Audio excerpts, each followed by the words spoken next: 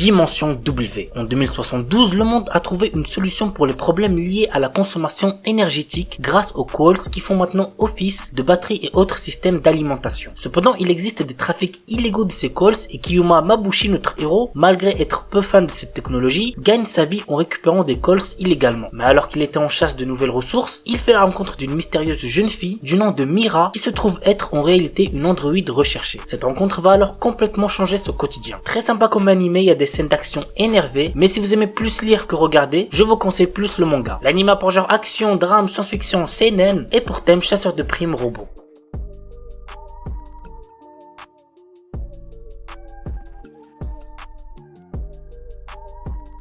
Kokaku no Regios. Dans un futur lointain, un monde pollué est maintenant contrôlé par des créatures nommées Limbekon. Les humains furent contraints de se réfugier dans des villes mobiles nommées Regios. C'est dans un tel monde qu'un mystérieux combattant, Leifon Alself, étudiant à l'académie de Zenri, inscrit malgré lui au club des arts militaires, va devoir faire face à un futur incertain, rempli d'action et de dangers. L'anime a pour genre aventure, drame, fantasy, romance, science-fiction et pour thème arts martiaux, harem, militaire, monstres, post-apocalyptiques, super pouvoirs.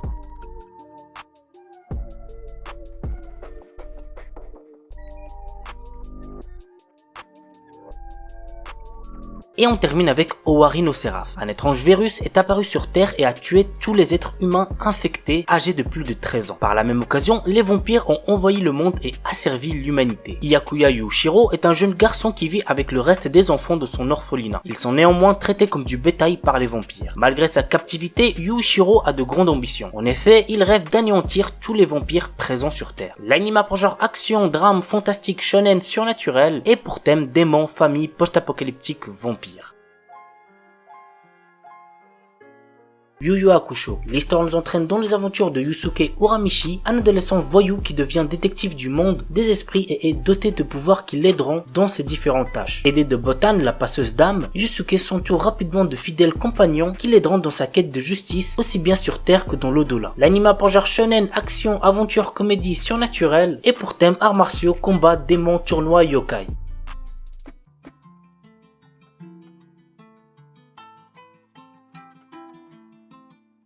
The God of High School. Bordel, c'est quand qu'elle sort la saison 2, j'attends ça avec tellement d'impatience. Pour l'instant, j'ai pas trop envie de continuer avec le webtoon puisque je préfère découvrir la suite en animé. Et après lire le webtoon, ce que j'ai vu dans l'animé. Ouais, c'est pas très intelligent, je sais. Bref, pour ceux qui ne connaîtraient toujours pas cette œuvre, même si ça m'étonnerait, voici un petit résumé. Jin Mori, notre héros, se vante d'être extrêmement fort lorsqu'il s'agit de se battre. Sa vie bascule quand il est invité à participer au tournoi God of High School visant à déterminer le lycéen le plus puissant de tous. S'il gagne, tous ses vœux seront exaucés. Mais les autres participants ne sont pas en reste et chacun vient avec ses propres motivations pour accéder à la victoire et ainsi réaliser ses souhaits. L'anime a pour genre action, aventure, comédie, fantasy, shonen, surnaturel, tournoi et pour thème arts martiaux, combat, dieux, déesses, organisation secrète. The Daily Life of the Immortal King. Wang Ling, notre héros, a développé depuis son plus jeune âge d'incroyables capacités. Cependant, afin de mener une vie ordinaire, ses pouvoirs sont confinés dans un talisman. Malgré cela, ses pouvoirs restent puissants et son doux quotidien est menacé lors de son entrée au lycée. L'anime a pour genre aventure, comédie, fantasy, romance, school life, slice of life et pour thème combat, école, magie, parodie, super pouvoir. Blue Exorcist. Rin et Yukio ont été élevés par un éminent prêtre exorciste. Mais un jour, Rin découvre que son véritable géniteur n'est autre que Satan. Alors que le monde est envahi par des êtres maléfiques, Rin jure de devenir le meilleur exorciste afin de vaincre son père, Satan. Pour accomplir son but, il entre à l'académie de la Croix-Vraie afin de maîtriser les techniques d'exorcisme. L'anime a pour genre action, comédie, drame, surnaturel, pour thème démon et compte un total de 37 épisodes.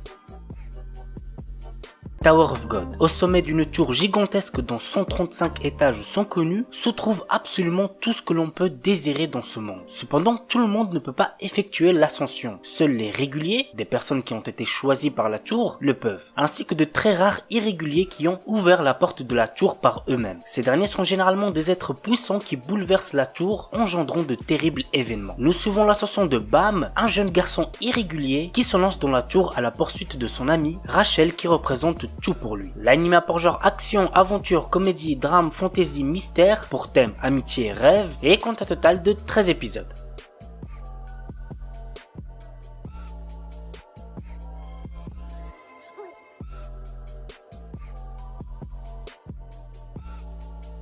Tokyo Ravens. Harutora, notre héros, fait partie de la prestigieuse famille Unmyuji, qui sont des exorcistes capables d'utiliser la magie et d'invoquer des Shikigami qui veut dire esprit. Le seul inconvénient, c'est qu'ils ne peuvent voir ou ressentir l'énergie spirituelle contrairement à sa cousine Natsume, l'héritière de la famille. Mais le quotidien de Harutora et ses deux meilleurs amis, Okuto et Toji, bascule lorsque Natsume réapparaît dans leur vie. L'anime a pour genre action, comédie, drame, romance, school life, shonen, surnaturel, pour thème apprentissage, école, folklore, monstres, religion, super pouvoir, yokai, et compte un total de 24 épisodes.